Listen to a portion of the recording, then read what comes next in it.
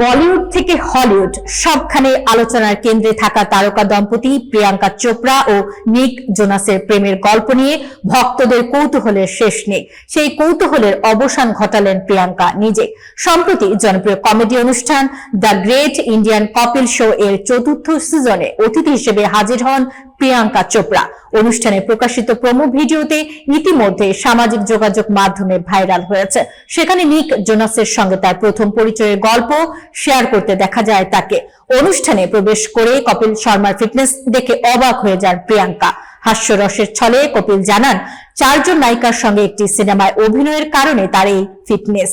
এরপর আড্ডার এক পর্যায়ে কপিল সরাসরি প্রশ্ন করেন, নিক জোনাসের সঙ্গে প্রথম যোগাযোগ কিভাবে হয়েছিল।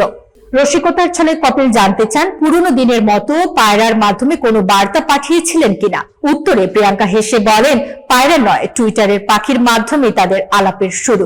অর্থাৎ সোশ্যাল মিডিয়া টুইটারে তাদের সম্পর্কের সূত্রপাত হয়েছিল। প্রিয়াঙ্কার এই উত্তরে কপিল নিজেকে নিয়ে রসিকতা করতে ছাড়েননি। মজা করে তিনি বলেন, তিনিও টুইটারে থাকেন, কিন্তু প্রেমপত্র তো দূরের কথা, উল্টো মামলা সামলাতে হয়। তারকাদের প্রেমের এই মজার গল্পের শুরু শুনে দর্শক ও অনুরাগীরা আবারও মুগ্ধ হয়েছেন দেশি গার্ল প্রিয়াঙ্কা চোপড়ার সরলতায়।